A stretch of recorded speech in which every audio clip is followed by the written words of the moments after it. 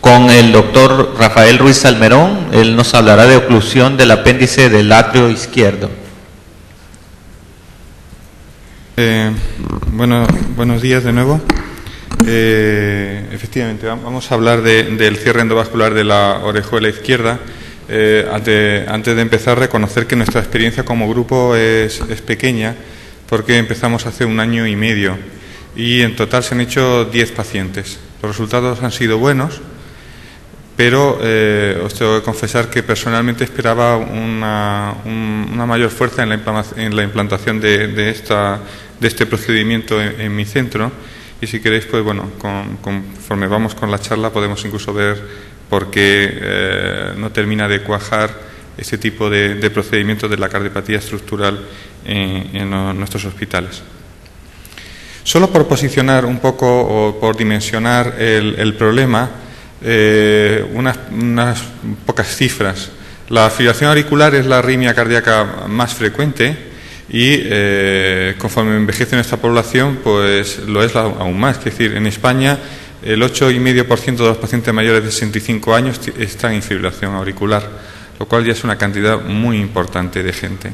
Como todo el mundo sabe, la presencia de fibrilación auricular multiplica por 5 la probabilidad de tener un stroke, un ictus, y los strokes que se provocan por la fibrilación auricular pues tienen un componente o una razón muy clara. Son strokes tromboembólicos que, como después veremos, se originan prácticamente en su totalidad de la orejuela izquierda.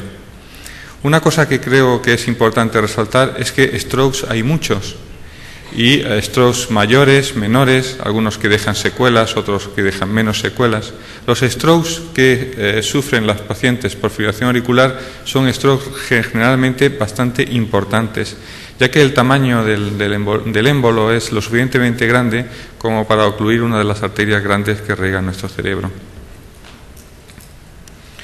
Cuando tenemos delante de nosotros un paciente con fibrilación auricular, pues tenemos dos targets terapéuticos. Tenemos que ir hacia lo que es el control del ritmo, hacerle desaparecer con una ablación o controlar simplemente la frecuencia ventricular.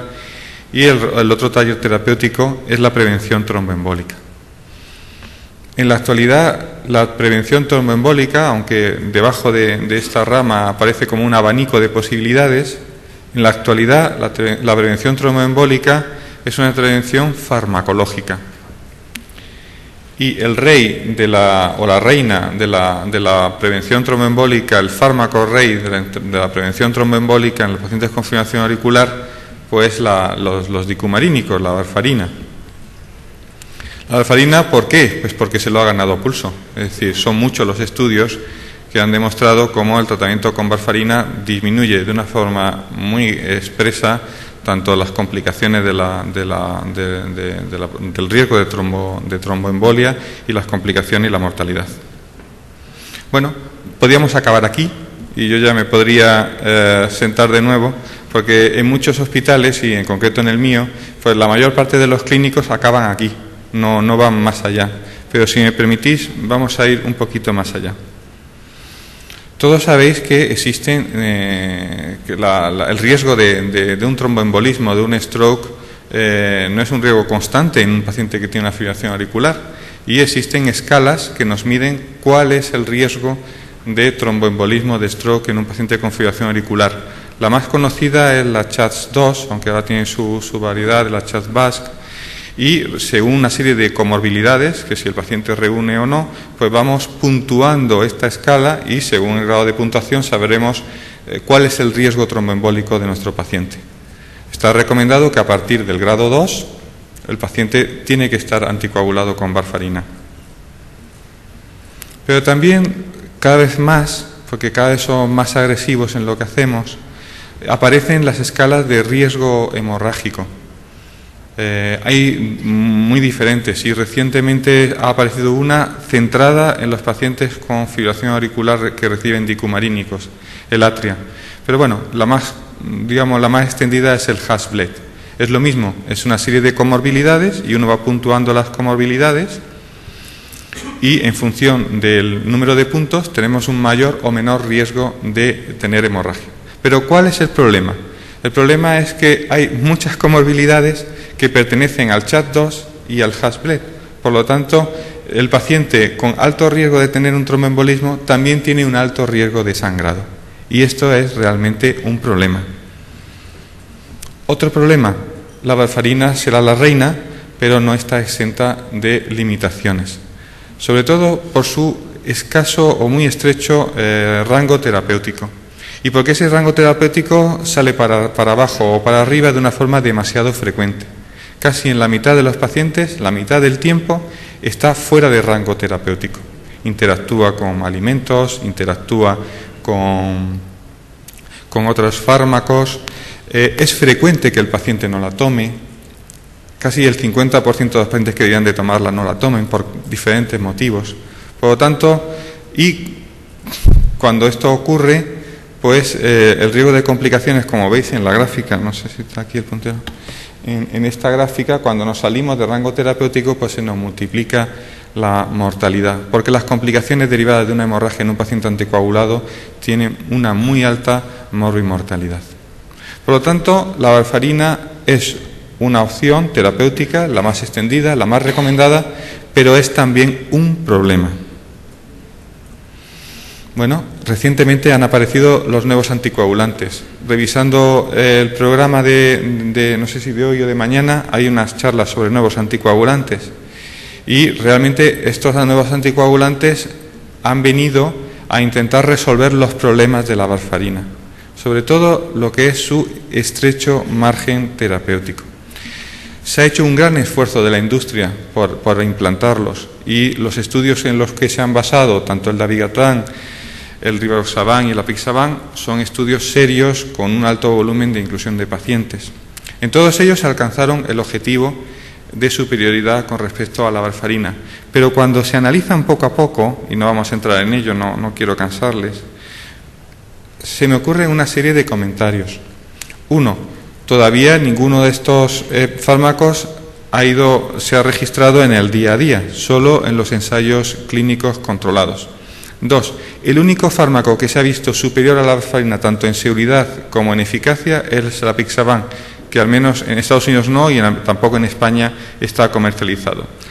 El dabigatran de 150, los cuales nuestros clínicos ahora se han afianzado de una forma con mucha fe sobre su posibilidad, efectivamente fue más eficaz que la warfarina para prevenir el stroke isquémico, pero también causó más sangrado gastrointestinal y más infarto de miocardio. Y si nos bajamos un poquito de dosis, a la 110, pues vemos que sí, que es más seguro que la warfarina para el tema hemorrágico, pero no es más eficaz que ella para prevenir el stroke.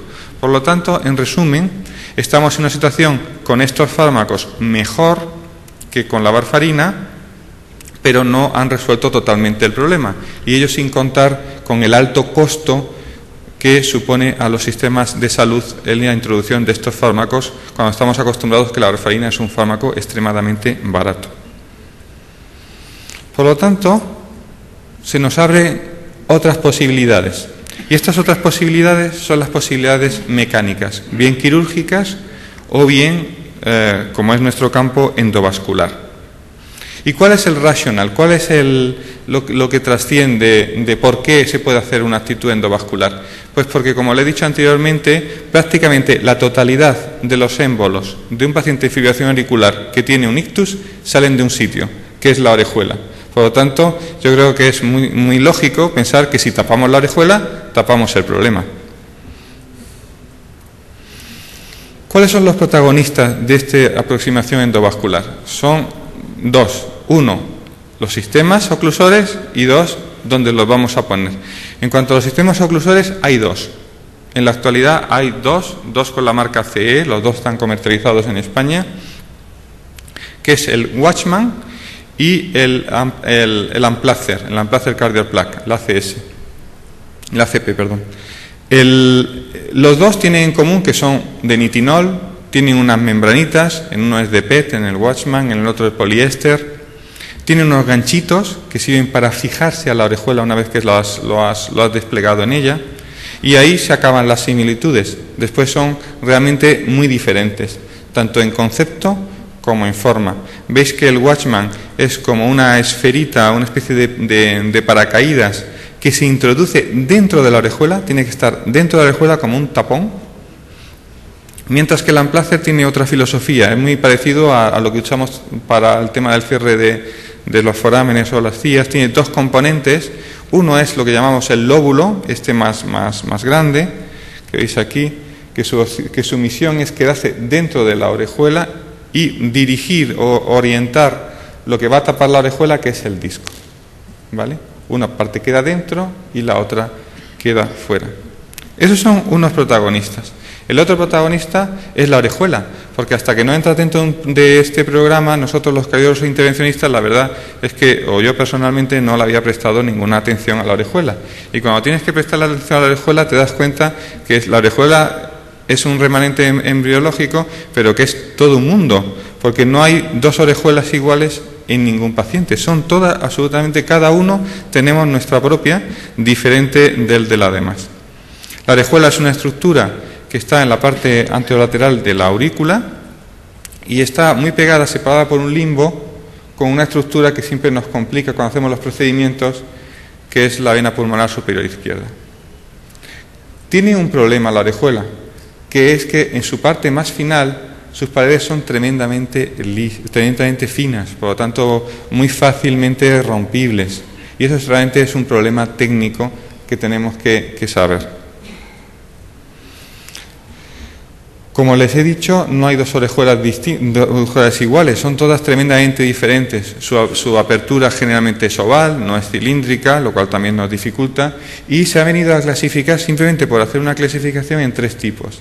El tipo de ala de pollo, que es un lóbulo que después se inclina y hace una angulación muy aguda en su parte distal, lo cual complica todos los dispositivos en los cuales tengas que introducirlos de forma bastante distal.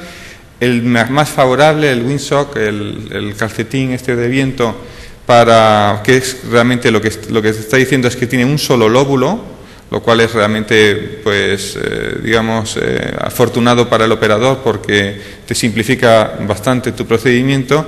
Y después aquellos que son multilobulados, que tienes que elegir en qué lóbulo te vas a meter, que se llama tipo brócoli. Estos procedimientos, aparte de tener un racional muy claro, ¿qué tienen detrás? ¿Tienen un aval científico de que funcionan, no funcionan? La verdad es que sí, tiene un aval importante. No tengo que reconocer que el ACP, que es con el que nosotros empezamos, es el dispositivo que se comercializó, tuvo la marca CE en el 2008, 3 años después del Watchman, y su pozo científico de reconocimiento de su eficacia realmente está limitado a estudios de registro que incluyen menos de 500 pacientes. Aquí vemos que en el último registro, pues salida de mercado, pues marca CE tiene una morbilidad del 5,4%, sobre todo debida a que puede ocurrir un derrame pericárdico, puede embolizar el dispositivo y que el dispositivo puede trombosarse en su seguimiento. Tenemos en cuenta que cuando uno cierra la orejuela, lo que está haciendo es quitar la anticoagulación del paciente. Estos dispositivos después, si uno puede, los mantiene con doble antiagregación durante 3 a 6 meses y ya está, ¿vale? Pero no es así la realidad del Watchman. El Watchman sí es un dispositivo en el que hay que reconocer, teniendo más o menos simpatías a la Casa Boston, hay que reconocer que le han dedicado, un cuerpo de doctrina importante, estudios randomizados importantes, que seguramente ellos esperaban, algo más de brillantez en lo que es los resultados que han obtenido, porque la verdad es que estaba todo muy dirigido a tener la aprobación de la FDA este año y no ha sido así. De todos estos estudios, el núcleo de los estudios, que lo conocen seguramente muchos de ustedes, es el PROTECT-AF, que se publicó en el Lancet. Es un estudio de comparación contra la warfarina de no inferioridad en pacientes con fibrilación auricular, que, por supuesto, podían tomar warfarina, ¿de acuerdo? O sea, que se trataba de que pacientes que podían tener las dos opciones, a dos, porque era un 2-1, a 2 se le cerraba la orejuela con un Watchman y a uno se le dejaba con anticoagulación. No voy a entrar porque tampoco pretendo aburrirles con estos detalles, pero simplemente para que vean la realidad de lo que está sucediendo, el Protect AF tuvo un problema. Un problema derivado, sí que eso mejor, quizás se ve mejor aquí, derivado de unas complicaciones que aparecieron sobre todo en la parte inicial del ensayo clínico. Entonces, en la parte inicial, quizá por el bajo nivel de experiencia, es lo que siempre pasa con los ensayos en los que se intenta introducir un procedimiento endovascular, que los operadores, claro, inicialmente nadie nacemos aprendidos, pues hubo quizá una sobreincidencia de dos cosas. Uno, de perforaciones, de complicaciones hemorrágicas, y dos, de strokes derivados del procedimiento. Pero si vemos realmente esta gráfica, vemos que en cuanto a al stroke derivado o al de stroke isquémico en estos pacientes, sí había una separación clara derivada entre el Watchman y la warfarina, derivados de los eventos que pudieron ocurrir durante el procedimiento, pero cuando pasa el procedimiento, tener al paciente no anticoagulado y solo con el dispositivo, sobre todo a partir del día 45, es lo mismo que tenerlo anticoagulado con warfarina. Es lo mismo, es igual de eficaz. Y por supuesto, en cuanto a los problemas hemorrágicos, tener un paciente, como aquí vemos, con el Watchman, a tenerlo anticoagulado, pues conforme van avanzando los días, claramente el paciente que no está anticoagulado, pues tiene menos eventos hemorrágicos que el paciente que sí lo está. ¿Vale? Y más cosas. Conforme se ha visto después, cuando se han extendido los estudios, el registro post-PROTECT y lo que se está ahora viendo con PREVAIL, es que efectivamente hay un peaje, sobre todo en la primera parte del estudio Protect AF, en cuanto al bajo entrenamiento de los operadores, porque conforme aumenta la experiencia, disminuyen de forma muy significativa todos los eventos, tanto las perforaciones, el stroke isquémico y el resto de los eventos, los MACES derivados del procedimiento. Nosotros, como le he dicho, empezamos hace 1 año y medio y empezamos con el Amplacer, el ACP. ¿Vale? Pues esto se ha ido. Vamos a volver para atrás si es posible. Y quería simplemente mostrarles, después le voy a mostrar una pequeña película si tengo un par de minutos, pero esto es cómo se hace un procedimiento de este tipo. El procedimiento de este tipo se hace con el apoyo de 2 personas fuera de un equipo, que es el anestesista, se hace con anestesia general, el paciente tiene que tolerar lo que es el segundo equipo que le voy a comentar, con el eco transesofágico. El anestesista, el ecocardiografista y el intervencionista tienen que trabajar de una forma muy, muy consensuada. La monitorización de lo que hacemos, tenemos 2 ojos. Uno miramos la pantalla y el otro estamos mirando continuamente el eco transesofágico. Eso desde el minuto 0. Porque una de las partes más importantes del procedimiento es hacer una buena punción transeptal. No es la típica que hacemos para la valvuloplastia en la fosa oval, sino que tiene que ser un poquito más abajo y un poquito más posterior. Sobre todo porque eso nos facilita que entremos directamente en la orejuela y a partir de ahí nuestro procedimiento sea mucho más fácil. ¿Veis aquí? En el anterior funcionaron, en este no funcionan los vídeos. ¿Veis aquí cómo, en principio, lo que estaba intentando mostrar es que en este no funcionan los vídeos. Bueno, lo vamos a hacer aquí si queréis y después vemos la película. La idea es... Perdón. La idea es siempre embocar la orejuela con la vaina.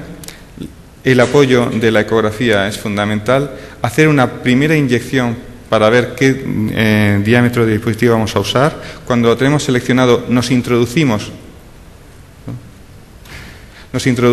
dentro de lo que es la orejuela y aproximamos el dispositivo. En este Amplacer tiene 2 liberaciones, como veis aquí, lo que es el lóbulo que está dentro de la orejuela y posteriormente liberamos el disco que veis aquí, que recubre. Siempre hay que hacer maniobras de estabilidad del dispositivo, lo que se llama el tac test. Simplemente es tirar un poquito de él. Después lo vamos a ver quizá en la película. Voy más rápido entonces. Y después lo liberamos y aquí se debía ver, no sé si este va a cumplir, no. Se debía ver que la orejuela estaba tapada. ¿Tengo una posibilidad para mostrar un caso por si más rápido? Sí.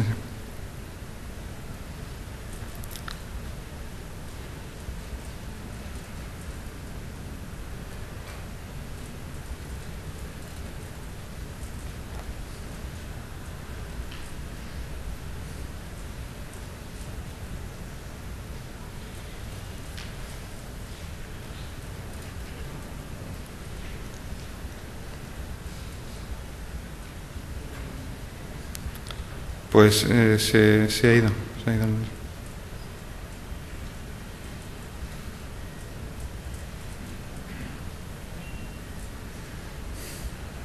No, se ha ido el...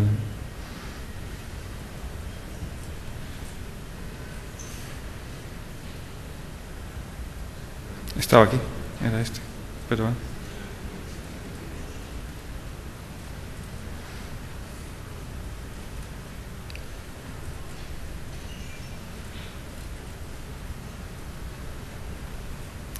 Bueno, lo siento, yo creo que se ha ido, si acaso lo puedo mostrar más, pero no sé ni siquiera si estos funcionan.